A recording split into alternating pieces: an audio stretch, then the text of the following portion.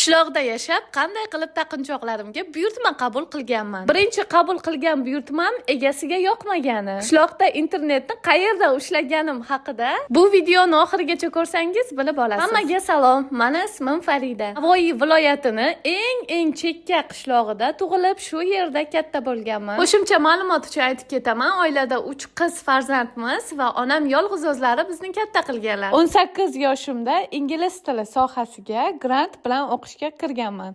Shu bilan men shaharga yashashga ketganman, Navoiy shahriga. 3 oylik kanikulga qishloqqa qaytib kelganman va aynan taqinchoq sotuvini qishloqda amalga oshirishimga to'g'ri kelgan. O'sha paytlari qishlog'imizdagi eng katta muammo bu men uchun internetni ushlash bo'lgan, chunki 4G emas, internet ishlagan va aynan mana shu joyda internet yaxshi ishlardi. Mana shu ayvonni tepasidagina ishlardi xolos internet. Bu uchun men ayvonni tepasiga chiqqanman. Hozir tasavvur qila olmayman qanday qilib uddalaganimni. Onlayn gruppamga rasmlar joylaganman va hattoki sessiyani onlayn topshirish uchun ham xemisga testlarimni shu joyga chiqib yechganman, bo'lmasa iloji yo'q edi. Onlayn gruppamga har kuni shu joyga chiqib rasmlar joylaganim uchun menga birinchi buyurtmam tushgan. Birinchi buyurtmam menga xuddi shunaqa korona shahardan tushgan, men esa qishloqda bo'lganman. Lekin baribir ham tavakkal qilib, qabul qilib, to'lovlarini oldindan qabul qilganman. Korona narxi 250 ming so'm edi va men 150 ming so'mini oldindan olganman. Korona uchun kerakli narsalarni esa o'sha shaharni telefon raqami bor edi menda.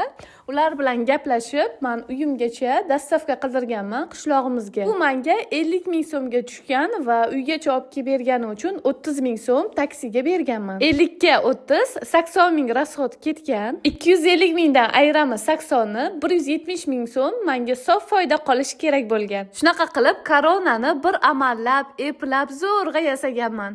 Buyurtmani qolgan pulini esa olgandan keyin berishlariga kelishgandek, shaharga qatnaydigan taksimiz bilan berib yuborgandim. O'zlari dastavka pulini berib olganlar. Qolgan pulini to'lov qilish uchun menga telefon qildilar va aytdilarki, korona uncha ham akkuratni emas.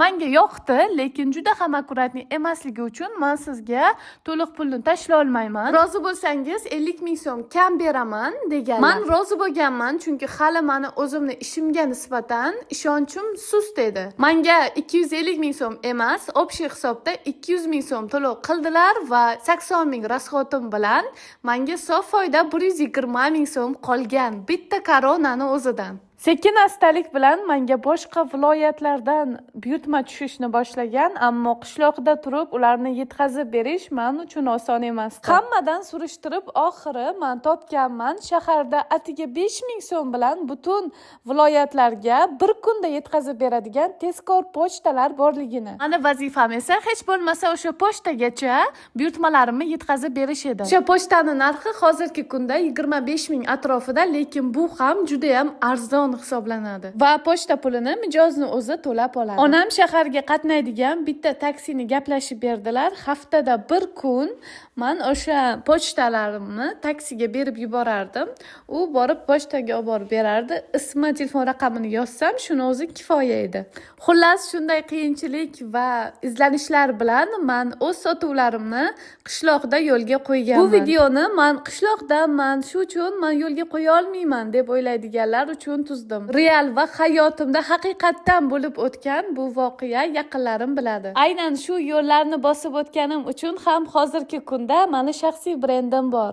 Xurustalbay Farida brendi ostida meni 100 mingdan ortiq ayollar taniydi. 1,5 mingdan ortiq ayollarga esa shu sohani onlayn o'rgatdim. O'sha payt boshlaganim, harakat qilganim va taslim bo'lmaganim uchun ham hozirda shaxsiy daromadim bor. Insonlar oldida hurmatim, o'z qiziqishim, hunarim bor. So'nggi rusumli telefonim bor. Xullas, bu hunarim menga juda ham katta imkoniyatlarni ochib bergan.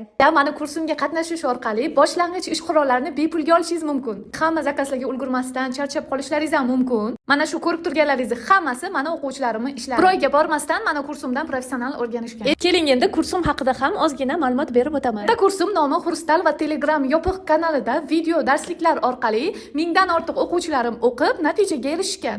Kurs video dars holatida bo'lgani uchun sizga qulaylik yaratadi kurslarni vaqtingizga qarab o'rganishingizni va detallarigacha har bittasi alohida ko'rsatilgan va sir asrorlari o'rgatilgan noldan boshlab. Bu kursimda sarpaga mos taqinchoqlar, tilla qo'shlar, har xil koronalarni ham zebigardonlarni o'rganishingiz mumkin. Kurs narxiga keladigan bo'lsak, katta xurstal kursim narxi hozirda 650 ming so'm. Bu kurs taqinchoq yasashdan tashqari o'z ichiga shaxsiy brendingizni rivojlantirish, Instagramda, Telegramda qanday qilib sotish, rivojlanish, obunachilarni ko'paytirishni ham o'z ichiga oladi endilikda. Bu bilimlarni egallash uchun mana o'zim $1000 dan ortiq pulimni bilimga, kurslarga tikkanman. Siz esa atiga 650 ming so'm ichida ham hunar o'rganib, ham qanday qilib sotuvlarni yo'lga qo'yishni, shaxsiy brend qilishni ham o'rganishingiz mumkin. Hoziroq kursga yozilgan 30 ta insonga boshlang'ich ish qurollarini bepulga sovg'a qilib jo'natamiz. Buning uchun quyidagi telefon raqamlariga qo'ng'iroq qiling yoki Telegram orqali bog'lanib kursga yozilishingiz mumkin.